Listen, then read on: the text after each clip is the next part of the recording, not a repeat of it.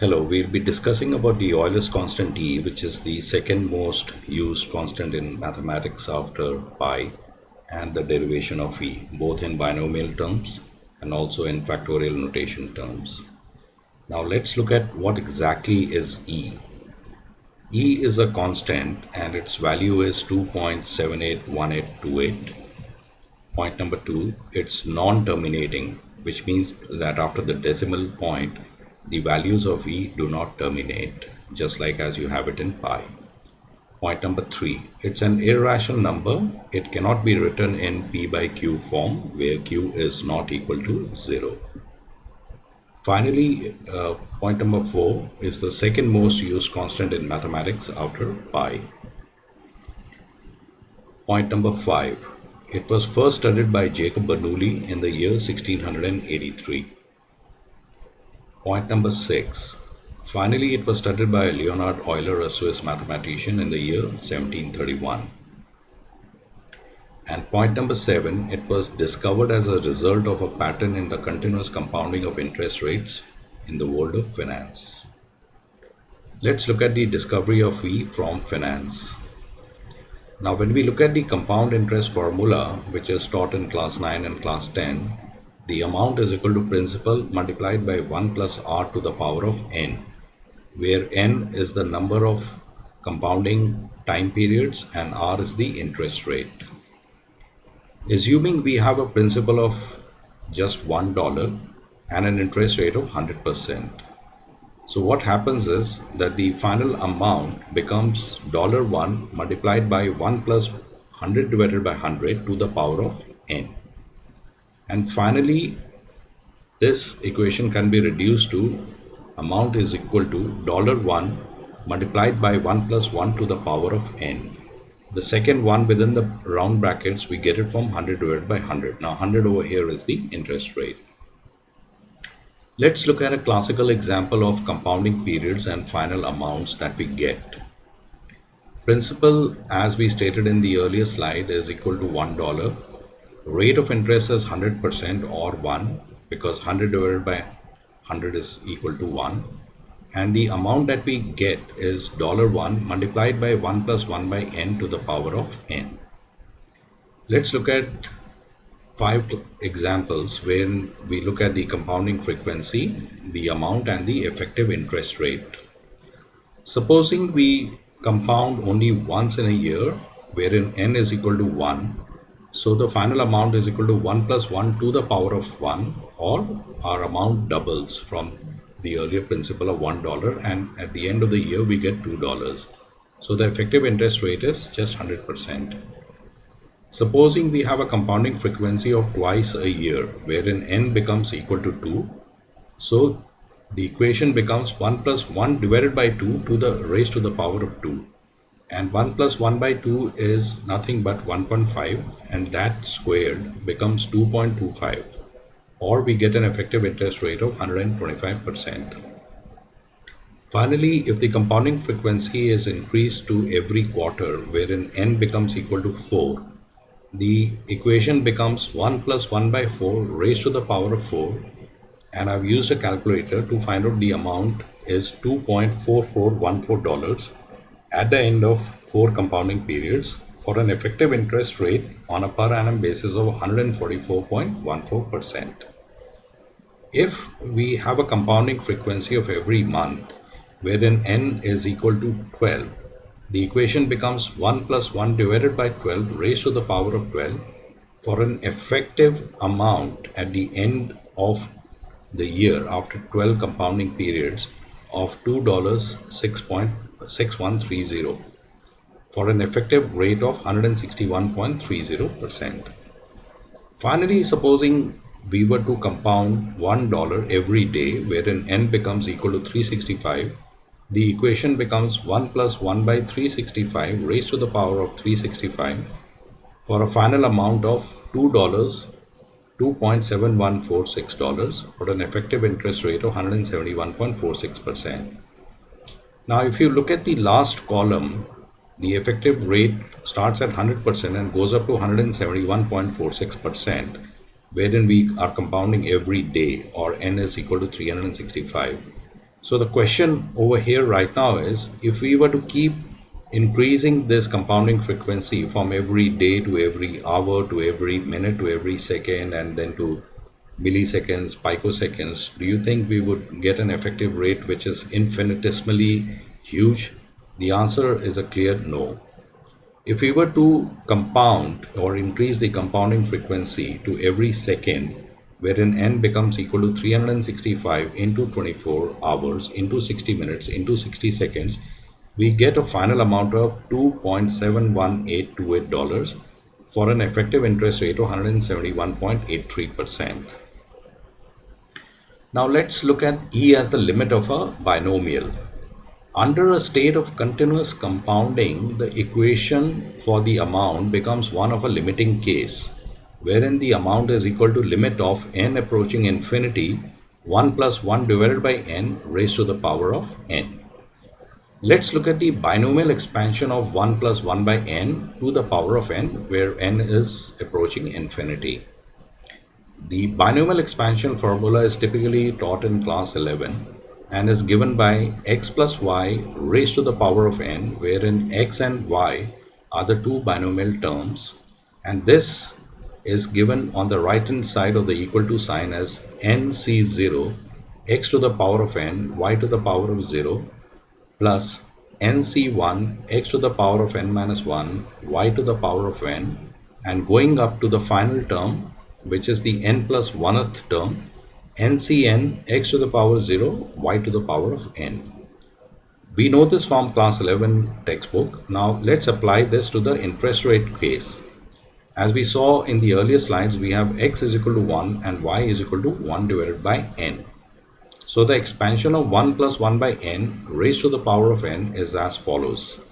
The first term is nc0, 1 to the power of n, 1 divided by n to the power of 0, plus nc1, 1 to the power of n minus 1, 1 divided by n to the power of 1, going up to the third term, which is nc2, 1 to the power of n minus 2, multiplied by 1 divided by n raised to the power of 2, and finally going to the n plus 1th term of the binomial expansion, which would be ncn 1 to the power of 0, 1 divided by n raised to the power of n. Finally, let's look at the first term. The first term reduces to n factorial divided by n minus 0 factorial multiplied by 0 factorial multiplied by 1 to the power of n, which is 1, multiplied by 1 by n to the power of 0. Let's look at the second term now. The second term becomes n factorial divided by n minus 1 factorial multiplied by 1 factorial. The whole thing multiplied by 1 to the power of n minus 1. Finally multiplied by 1 by n to the power of 1. Let's look at the third term. This becomes n factorial divided by n minus 2 factorial multiplied by 2 factorial. 1 to the power of n minus 2 and 1 by n whole square. And let's look at the final n plus 1 term, which is nothing but n factorial divided by n minus n factorial multiplied by n factorial, 1 to the power of 0 and 1 by n to the power of n.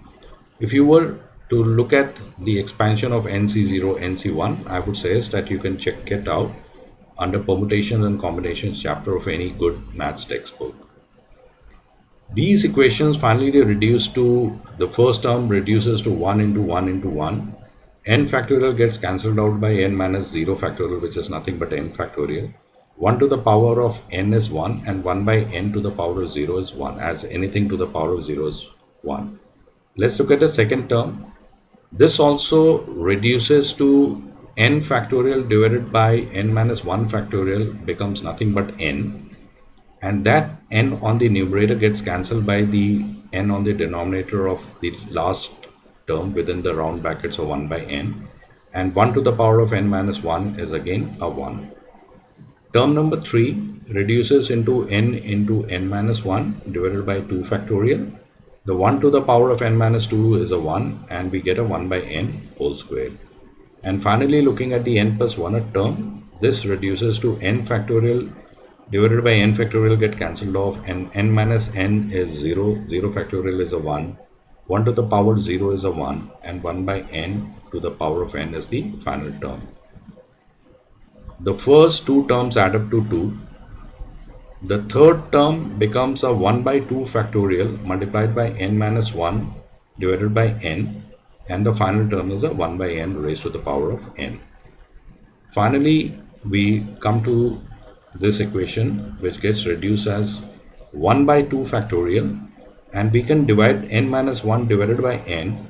So this becomes 1 minus 1 by n, going all the way up to the last term as 1 by n raised to the power of n.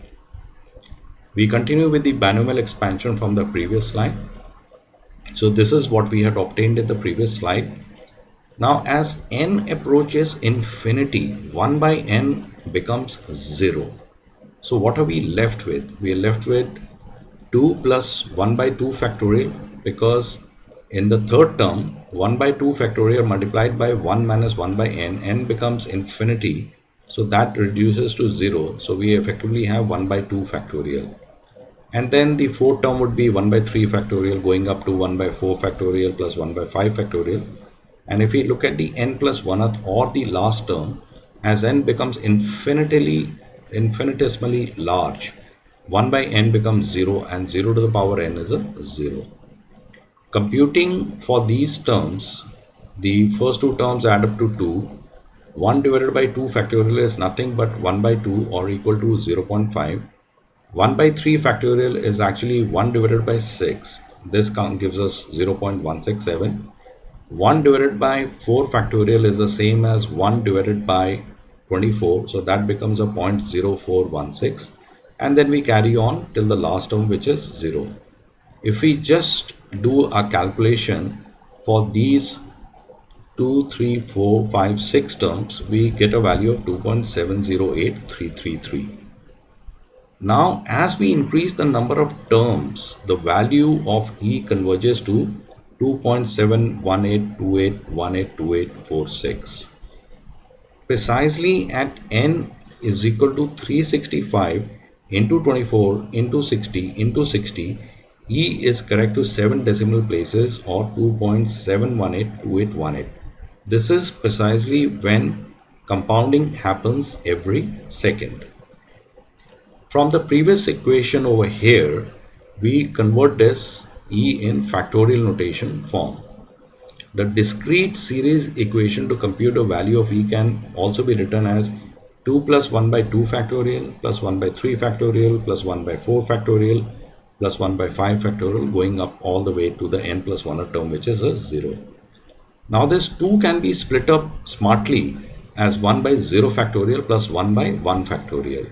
And we know that 0 factorial is a 1 and 1 factorial obviously is a 1, followed by the third term, which is 1 by 2 factorial, going up to 1 by 3 factorial, 1 by 4 factorial, 1 by 5 factorial. If you were to notice this last equation, which is on the screen, you would notice that this can be very smartly summed up as the sigma or summation of x beginning at 0 ending at infinity of nothing but 1 divided by x factorial. What is so unusual about the above equation is that while E represents a continuous concept, its very equation is actually a summation series of discrete numbers. The word discrete over here actually literally means separate. E is actually a continuous concept, but its summation series is a summation of discrete numbers or separate numbers. Let's summarize what we have understood so far. E is a constant in mathematics, which up to 6 decimal places is 2.7181828. In binomial form, E is nothing but the limit of n approaching infinity of 1 plus 1 by n raised to the power of n. In factorial notation form, E is nothing but the summation of x beginning at 0 terminating at infinity of 1 divided by x factorial. Let's look at the usage of E in modern mathematics. E is the base of natural logarithms, and it's shown as ln, which is equal to log of some function to the base of E. Log 100 to the base 10 in E form can be written as log 100 to the base E divided by log 10 to the base E. This is nothing but comes from the logarithm equations, which is taught in class 11 and also in class 10 of change of base. Finally, all integrals in calculus are considered using the ln function and not the log to the base 10 function. The derivative of log x to the base 10 is definitely not the same as the derivative of ln of x. The derivative of ln of x is 1 by x, and conversely the integral of 1 by x is ln of x. Let's look at some fun facts about E and pi. E is just 300 years old. Pi has been known to humankind for 3900 years. E comes from the world of finance or interest rates or the continuous compounding of interest rates. Pi comes from the world of geometry, and we know that pi is in a circle. It's nothing but the ratio of the circumference of a circle to the diameter of the circle. Let's look at how to calculate E using any online calculator. Now, if you were to go up to Google and you were to type in the keywords as online calculator, this is what you would get as a screenshot. This is the function, the exp function, which you have to press followed by the number 1 on the numeric keypad, and you would get the value of e to the power 1 as 2.71828182846. If you were to use an app which comes inbuilt in Windows 10 and shift the calculator from a standard calculator to a scientific calculator, you press e to the power of x followed by 1. This is what you would get, so many decimal places. Calculating E in Microsoft Excel. In any cell, what you need to do is just press the inbuilt function is equal to followed by exp within round brackets the number 1, and this is the value which you would get. You can increase the number of decimal places if you wish to. This is an app which I have used, which belongs to the Casio calculator company, and this mimics the FX82, 85, 350 ES Plus models. In this, what you need to do is, if you notice there's a shift key on the left corner, follow that by the ln key, you would get the value of e to the power of 1 as 2.718281828. And the key strokes which you have to follow is shift ln 1 followed by is equal to obtain the value of e to the power of 1. My name is Vishal Bhatia. I did a master's in accounting and finance from the London School of Economics. You can reach me on WhatsApp. I only accept text messages. My country code for India is 91 and followed by my WhatsApp number, which is 9871059470. My YouTube channel is Maths Made Super Easy by Vishal Bhatia. Thank you very much.